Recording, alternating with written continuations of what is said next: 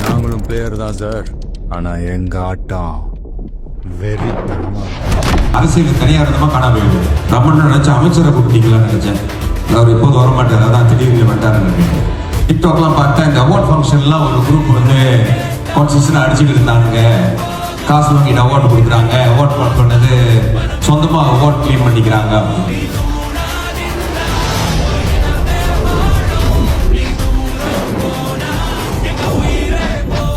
Award கொடுக்கறது, recognition கொடுக்கறது வந்து தப்பே இல்லை.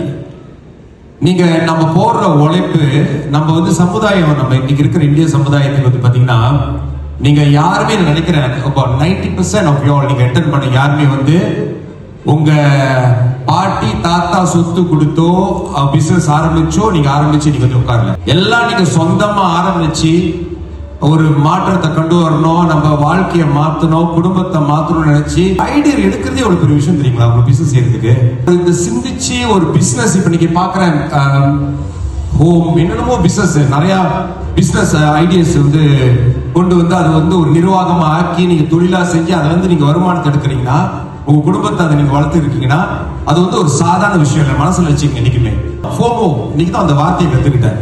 ஏன்னா பல மாசம் சென்று இன்னைக்கு தான் அந்த கருப்பு படத்தை பார்த்தேன். கருப்பு படத்தை அப்ப நான் வந்து பாலாஜி சொல்றாரு ஃபோமோடு, ஃபியர் ஆஃப் மிஸ்ஸிங் அவுட்.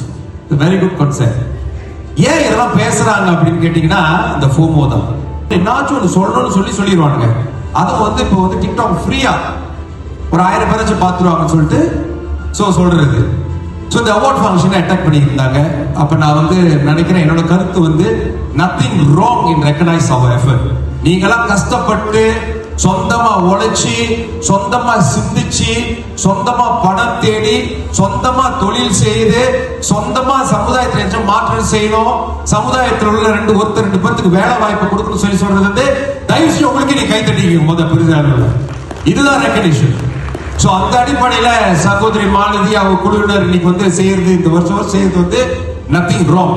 நம்ம இந்தியர்கள் இருக்கிற ஒருத்தருக்கும் நம்ம மனசுல ஒரு ஏக்கம் என்னன்னு கேட்டீங்கன்னா, நம்மளுக்கு வந்து அங்கீகாரங்கள் இருக்கணும்.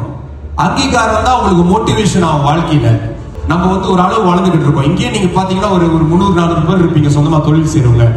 இந்த மாதிரி வந்து எத்தனையோ ஆயிரக்கணக்கான இந்தியர்கள் வந்து ஆரம்பிச்சு, இளைஞர்கள் சொந்தமா செய்து ஏதோ ஆரம்பிச்சு ஏதோ பிசினஸ் ஓட்டிக்கிட்டு இருக்காங்கன்னா, ஏன்னா அவங்களுக்குள்ள அந்த மோட்டிவேஷன். இந்த மாதிரி நிகழ்ச்சி வந்து அவங்களுக்கு வந்து அந்த மோட்டிவேஷனை பூஸ்ட் பண்ணும். பேர் தான் மாறி வரும், ஆனால் அந்த ஸ்கீம் மண்ணிலிருந்து இருக்கிற ஸ்கீமு. ஸோ உங்களுக்கு அந்த மாதிரி வகையில் ஏதாச்சும் உதவிகள் வேண்டாம், நீங்க வந்து என்னை பார்க்கலாம், என்னை தொடர்பு பண்ணலாம். முயற்சி வந்து 90% உங்க முயற்சியா இருக்கணும்.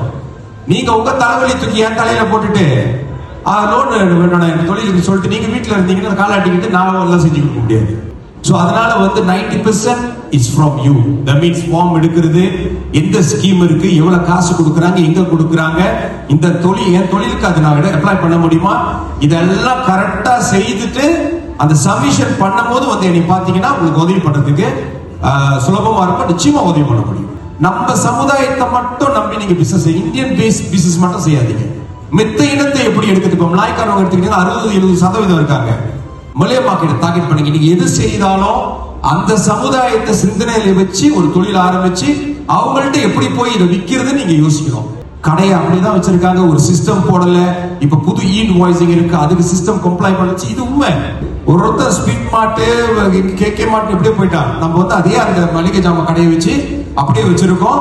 இப்போ வந்து எடுத்து ரன் பண்ணி எடுத்து வேற அவங்க கூட வர மாட்டாங்க. ஏன்னா அந்த கடையை பார்த்தா அவங்க மூட்டுல செய்யறதுக்கு எடுத்து நல்ல ஒரு எம்பையர், நல்ல ஒரு தொழில் பிள்ளைங்களுக்கு கொடுத்துட்டு போகணும்னு நினைச்சீங்கன்னா நான் சொல்றதை செய்யுங்க.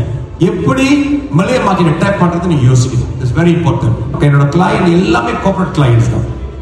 என்னோட கிளையண்ட்ஸ் எல்லாம் கார்ப்பரேட் கிளையண்ட்ஸ் தான். Because I prefer to work with corporate client. Because ஒன்று, நம்மளுக்கு தெரியாத தொழிலுக்கு ஆரம்பிச்சது 20 வருஷத்துக்கு முந்தி, அதை கத்து கொடுத்தது வந்து கார்ப்பரேட் கிளையண்ட், கார்ப்பரேட்ஸ். ஒரே பாலிசி வாழ்க்கையில வந்துங்க, நான் வீட்டுக்கு போனா நிம்மதியா தூக்கணும்.